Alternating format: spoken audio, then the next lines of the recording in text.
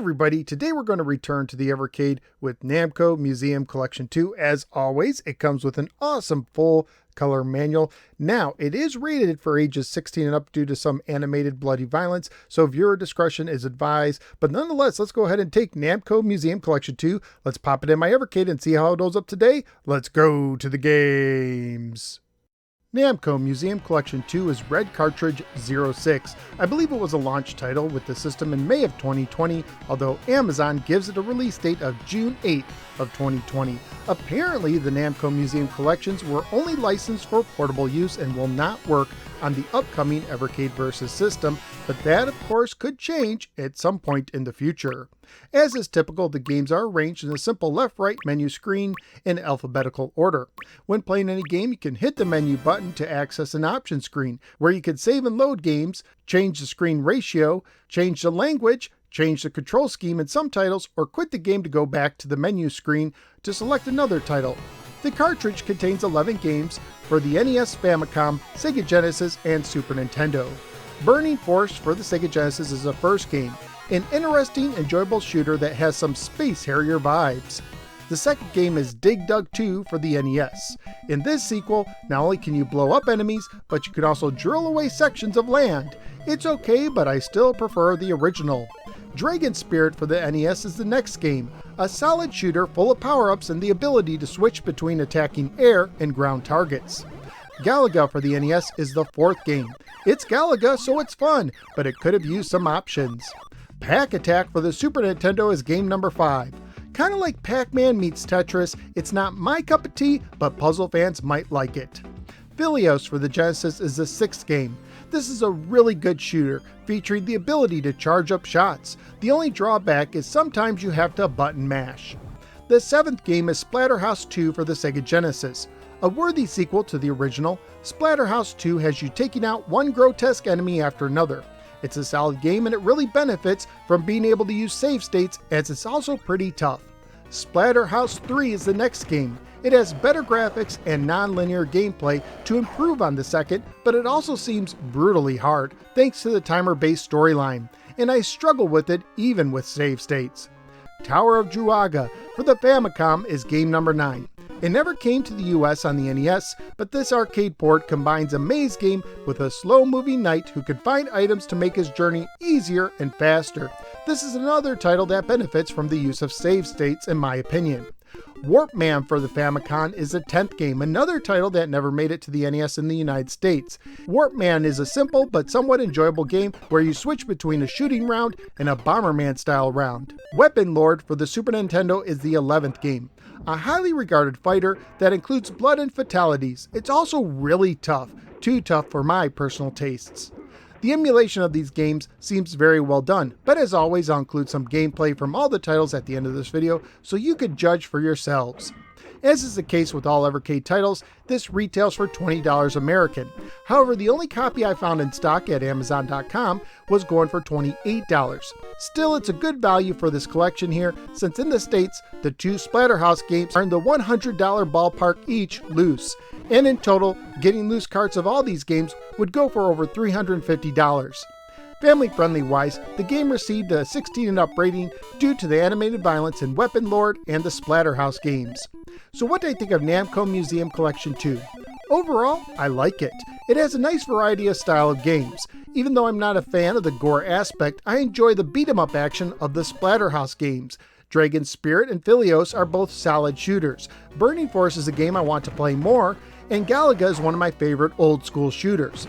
I do wish that Pac-Attack would have been replaced by Ms. Pac-Man or even Pac-Land, and Weaponlord didn't do much for me, but there's still plenty to enjoy and I can easily recommend it to Evercade owners. So where am I going to rank Namco Museum Collection 2? In the upper half. I do like the first Namco Museum Collection better, as well as the first Atari collection, but I will give this an edge over the second Atari collection. So out of the 8 cartridges I've now ranked for the Evercade, Namco Museum Collection 2 is debuting at the 3 position. Namco Museum Collection 2 is a solid addition to the Evercade library. But that's just what I think. What do you think? Let me know in the comments below. Also, please like, share, and subscribe. Follow me both on the Facebook and the Twitter, join the Discord, support the show on Patreon, and click the bell so you don't miss any future videos. Thank you for giving me a little part of your day, and I look forward to see you next time on the next episode of the No Swear Gamer. Take care, everybody.